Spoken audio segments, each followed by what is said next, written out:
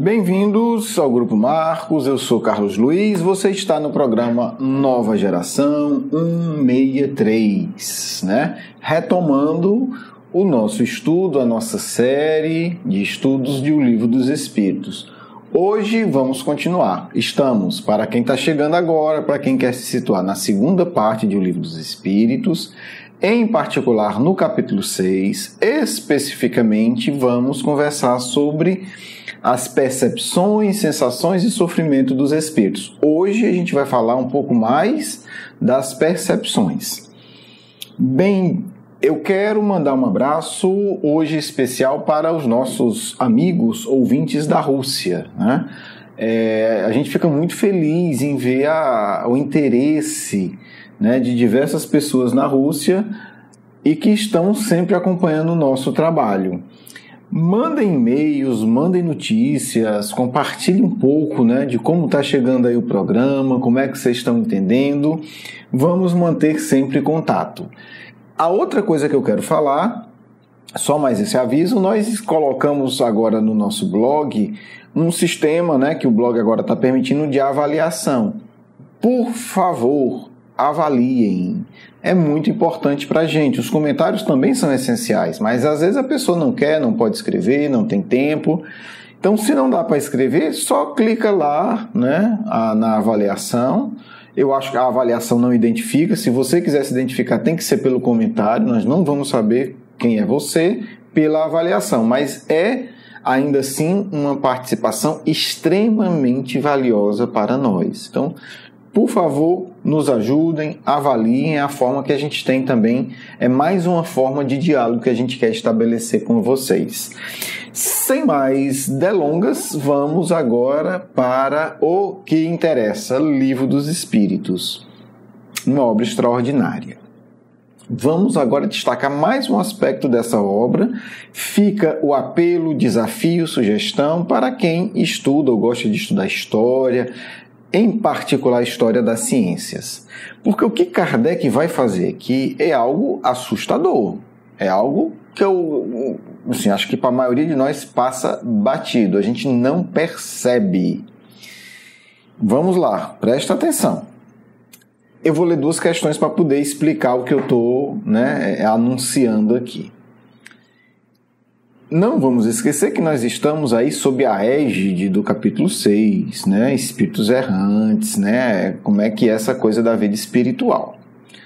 Na 237, Kardec pergunta o seguinte: uma vez no mundo dos espíritos, então ele está falando de desencarnados, não está falando de mediunidade, né? De percepção mediúnica, a alma tem ainda as percepções que possuiu enquanto viva?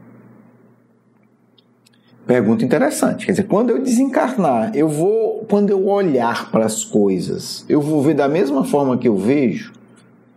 Ah, mas aqui eu uso óculos. Como é que eu vou ver depois que eu desencarnar, né? Eu vou ver como eu vejo de óculos, sem óculos.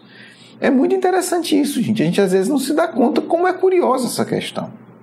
Como é que eu vou ver? Eu vou ver tudo colorido? Vou ver preto e branco? Vou ver distorcido? Vou ver como um míope? Qual vai ser o meu grau de visão? O que é que os espíritos respondem? Sim, e ainda outras que não possuía. Quer dizer, a minha percepção, eu estou usando a visão só como exemplo, assim, a gente vai captar o mundo da mesma forma como a gente capta agora e ainda de uma forma mais rica. Porque o seu corpo era como um véu que as obscurecia. Então, qual é a regra geral? Vamos ter as exceções. A regra geral é: o indivíduo desencarnado, ele percebe melhor do que percebia quando encarnado. Pode ser, a exceção na verdade que diz assim, pode ser muito melhor, pode ser só um pouquinho melhor, né? Aí a gente vai ver a história do fator evolução. Continuam os espíritos respondendo: a inteligência é um atributo do espírito, mas ela mais livremente se manifesta quando não tem entraves. Muito sutilmente os espíritos deram uma dica que, se não toda, grande parte da ciência do século XIX, da época de Kardec, não tinha essa reflexão. E Kardec entendeu.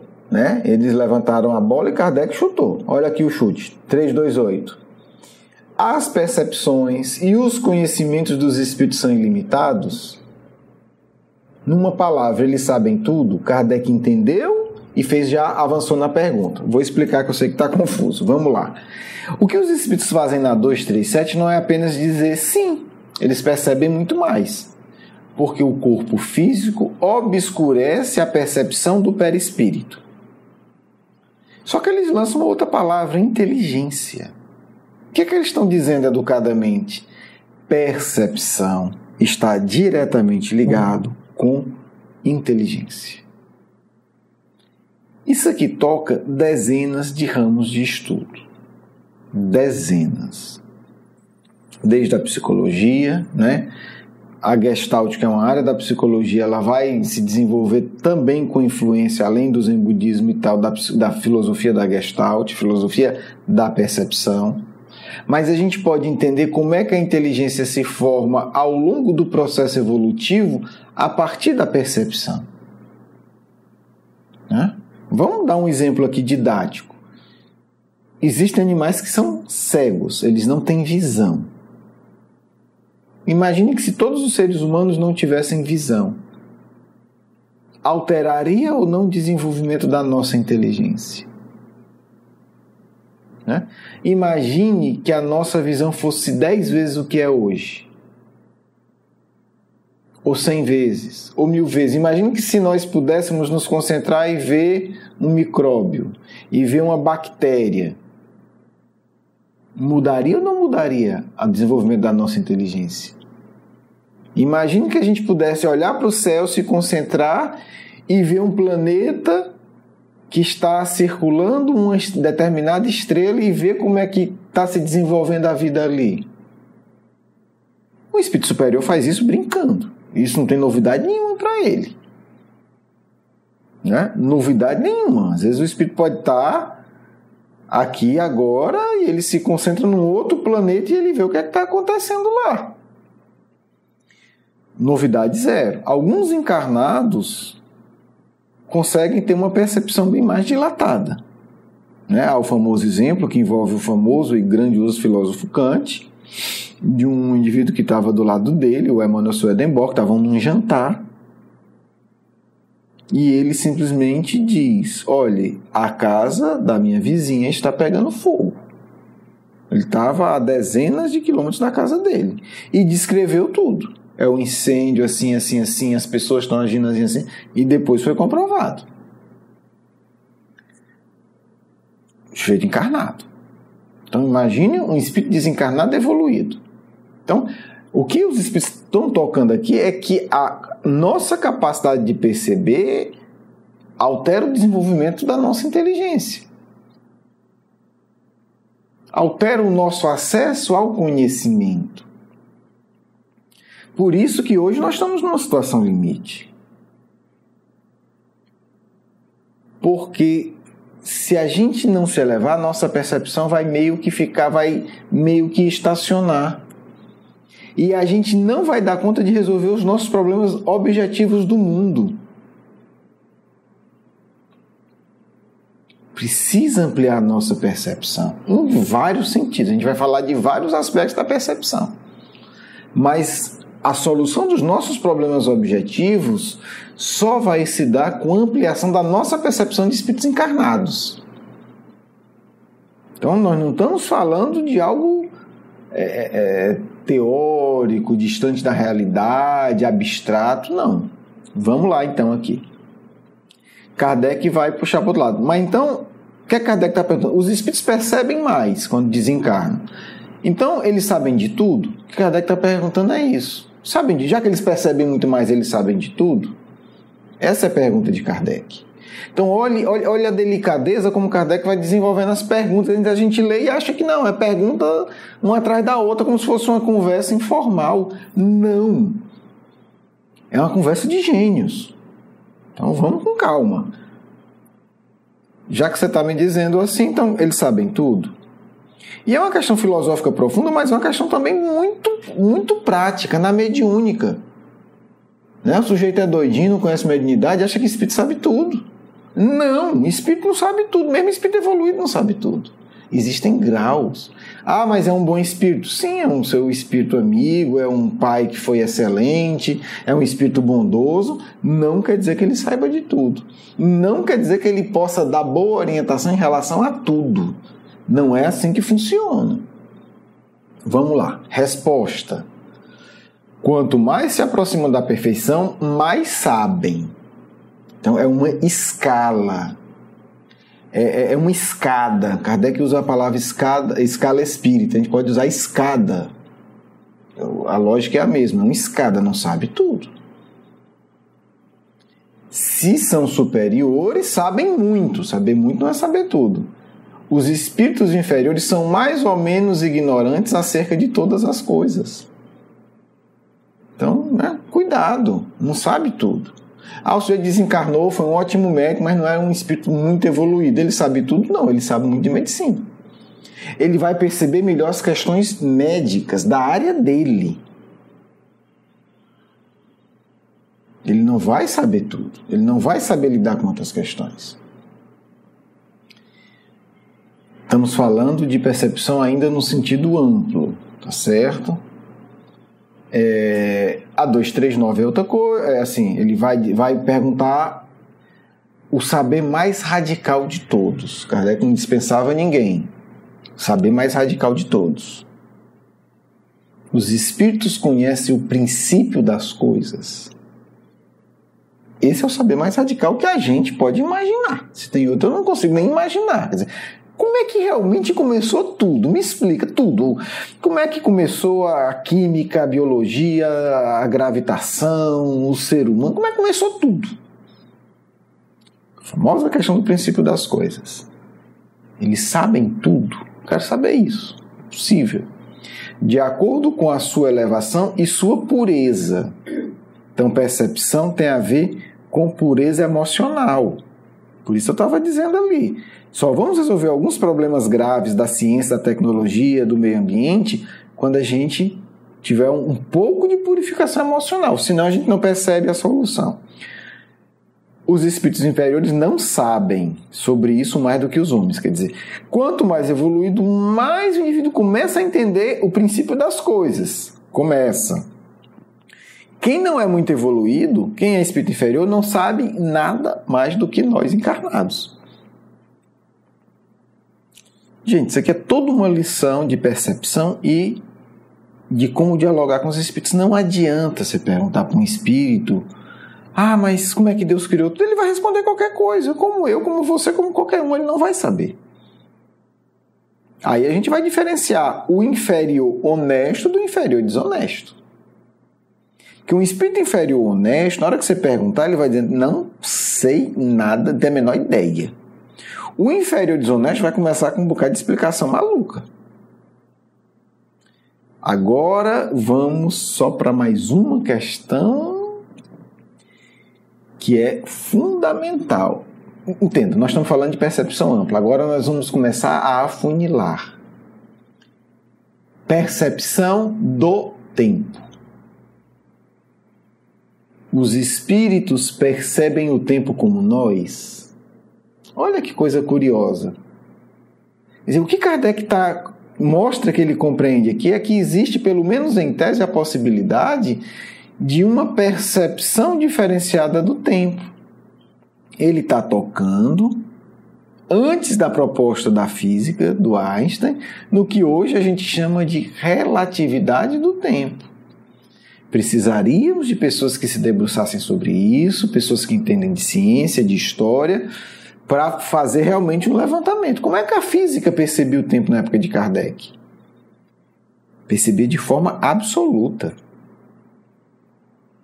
Com Einstein que começa esse questionamento: mas será que o tempo é igual para todo mundo? O tempo passa igual para todo mundo?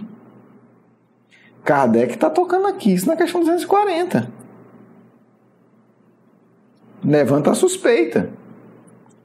O tempo passa igual para os espíritos? É percebido é a mesma coisa? Um dia para nós é um dia para eles? Um ano para a gente aqui encarnado na Terra é um ano para vocês, espíritos superiores? Olha que questão curiosa. A gente lê, tá, beleza, passa. e não tem a menor ideia do que Kardec está tratando. Resposta dos espíritos, não. Esse não significa o quê? O tempo é relativo. Porque ou ele é igual e é absoluto, como a física na época de Kardec acreditava, ou é relativo, ele é percebido, ele passa diferente para cada um. Os espíritos dizem não é igual, o nosso tempo não é igual ao de vocês.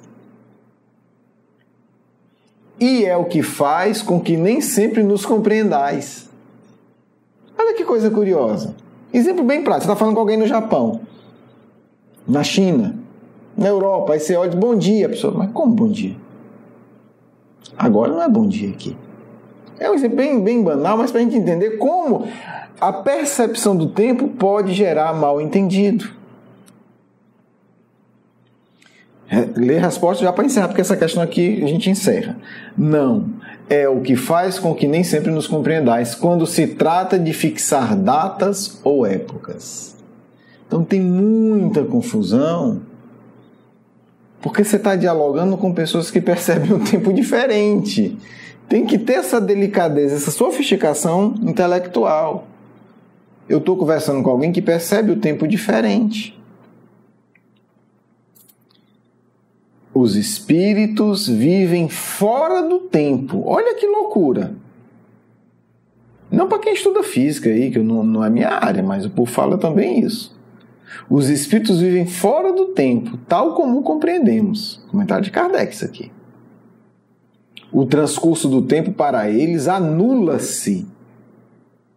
Olha que coisa estranha, por assim dizer. E os séculos tão longos para nós são-lhe apenas instantes que se apagam na eternidade. É mais ou menos assim, quando você se dá conta, vale, passou 100 anos. Do mesmo modo que as desigualdades do solo se apagam e desaparecem para aquele que se eleva no espaço. E aí Kardec faz uma comparação didática, né? Para a gente é fácil entender, é como se a gente estivesse num avião. Você olha lá de cima e aquilo que é tão grande, aquele edifício que é enorme, quando a gente olha de baixo para cima, quando a gente olha de cima para baixo, vale um pontinho. Às vezes não dá nem para ver, tá misturado ali. Você olha o quarteirão e o quarteirão todo é um ponto. E você, do solo, olha edifícios gigantescos, imensos. Kardec é um educador. Olha a comparação didática. Então, são questões desafiadoras que os espíritos estão colocando aqui, adiantando-se a compreensão da filosofia e da ciência. Isso é muito interessante, né? A gente precisa de quem estude isso, para realmente pegar os textos, citar, mostrar como é que os grandes físicos falavam do tempo, quando é que isso começou a mudar, para contextualizar o momento que foi dada essa resposta em relação ao que estava sendo discutido na ciência e na filosofia. Para nós, é extremamente estimulante ver a riqueza do que se tem aqui. Precisamos refletir cada questão, avaliar, né? Nós, encarnados, percebemos o tempo diferente de espíritos desencarnados. E o que Kardec coloca aqui, quanto mais evoluído o espírito, mais diferente é a forma de como ele percebe o tempo, gente. Eu sei que é muito estranho, eu sei que é muito curioso, mas o nosso objetivo é lançar a reflexão. Vamos amadurecer isso. E vamos entender num sentido bem prático. Cuidado com as profecias mal interpretadas, cuidado com os anúncios mal interpretados. Né? Porque para quem um século passa rápido, a gente tem que ter muito cuidado do que a gente está falando em termos de tempo. Né? Percepção do tempo é algo muito curioso. A gente tem que ter um cuidado ao dialogar com espíritos desencarnados, principalmente com os mais evoluídos. Como é que isso é percebido? Bem, a gente hoje compreendeu que a evolução afeta de maneira direta a percepção, uma coisa. 2, que o encarnado percebe diferente do desencarnado. Estou falando de tudo. E o tema específico de hoje foi a percepção do tempo. que altera significativamente encarnado e desencarnado e, mais ainda, estado evolutivo. A gente depois vai desenvolver isso, tá certo? No próximo encontro a gente vai refletir um pouco ainda sobre o tempo, mas aí a gente vai falar de uma coisa muito curiosa: percepção do passado, do presente e do futuro para os espíritos. A gente falou do transcorrer do tempo. Agora, no próximo encontro, a gente vai pensar sobre o presente, o passado e o futuro do ponto de vista espiritual. Eu acho que é interessante. Bem, gente, um grande abraço, um grande beijo no coração. Vamos à nossa segunda parte. Meus filhos, percepção é um tema por demais importante, por demais precioso para todos nós. Porque, como diz Kardec, Espiritismo faz o adepto sincero mudar o ponto de vista. O que é isso? Mudar a percepção de tudo. Hoje vocês viram uma coisa muito curiosa, que eu penso que vocês gostariam que eu comentasse. A percepção de como o tempo passa, para falar a linguagem de vocês. Como o tempo passa diferente. Ah, filhos, quando nós temos uma profunda paz, o tempo passa muito rápido e nunca de forma monótona. Para vocês que vivem agitados, angustiados, acelerados, tudo é muito ruim, porque vivem fazendo pouco e criando grande confusão. Quando o tempo se torna um amigo, a vida se torna pacífica. Veja o exemplo do Cristo. Foi o que mais fez e foi o mais pacífico dos homens, no sentido de uma relação muito tranquila com o tempo. Vocês não vão encontrar o Cristo apressado, ocupado, muita coisa para fazer. No entanto, o Espírito que mais fez e faz atividades nesse mundo. Penso que alterar essa percepção do tempo no dia a dia de vocês pode e deve trazer muita paz para o coração de vocês. Essa vida agitada é vida de louco, é vida de quem quer treinar para viver em hospício. Vida produtiva, sim. Vida agitada, jamais. Não é necessário. Até porque os agitados são os que menos fazem filhos. Então, pensamos que o que podemos dizer de realmente útil para vocês em relação à relação com o tempo é que quanto mais maduro o espírito, mais ele consegue uma relação saudável com o tempo. Conheço muitos amigos que dizem que é bom, em 1000 anos Terra estará um lugar agradável. Se dizem isso para encarnado se assusta. Mas eles dizem para nós com alegria, com sinceridade. Talvez vocês não entendam isso, mas muitos planejam reencarnar na Terra daqui a 1000 anos, para ajudar. Muitos hoje na vida espiritual desenvolvem tarefas que vão aparecer no mundo daqui a 300 anos. Esses são amigos que eu acompanho mais de perto. Preciso que o encarnado entenda. Nada na natureza se faz sem um longo planejamento e um longo percurso a ser realizado. Descobertas da ciência hoje têm uma longa história espiritual. E vocês não imaginam que daqui a 300 anos, descobertas maravilhosas vão acontecer, mas que já estão aqui em plena atividade. Existem sempre muitos detalhes para as coisas bem feitas, filhos. Vocês hoje já podem entender que o planejamento do Cristo, a parte mais direta dele, dar-se com a formação do povo judeu. E muitos estudos aconteceram antes disso. Por que contou tudo isso? Para falar maravilhas deslumbrantes, místicas, vazias? Não. Para que vocês entendam, filhos, desculpe a fala direta, que não existe solução mágica para vocês, porque vocês são parte do universo. E no universo, tudo são processos milenares. No mínimo, filhos. Não há nada que se conte com uma medida menor que milênios quando falamos de evolução humana. Nada.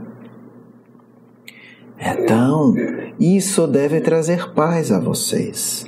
Valorizar um minuto, mas ter metas milenares. É o que eu posso dizer para vocês como funciona a emoção em relação ao tempo de um espírito realmente evoluído. Vejam Eurípides. Não há minutos desperdiçados. Há milênios programados. Pensem nisso. Permita que essa compreensão toque, pelo menos na superfície, o coração de vocês. E vocês vão aprender a sair da loucura desesperada que vocês fazem. São expressões infelizes e até muito negativas. Correr contra o tempo. Ora, quem corre contra o tempo é um louco, porque o tempo é criação divina. Precisamos caminhar junto ao tempo. Vocês querem brigar com tudo, até com o tempo. Isso é muito triste para nós. Sempre a revolta, sempre a oposição, sempre a discórdia. Filhos, é triste e também é engraçado. Alguns amigos nos dizem ao visitar a Terra e dizem: esses seres bestiais ainda brigam até com o tempo. É verdade, filhos. É preciso parar de brigar com o tempo.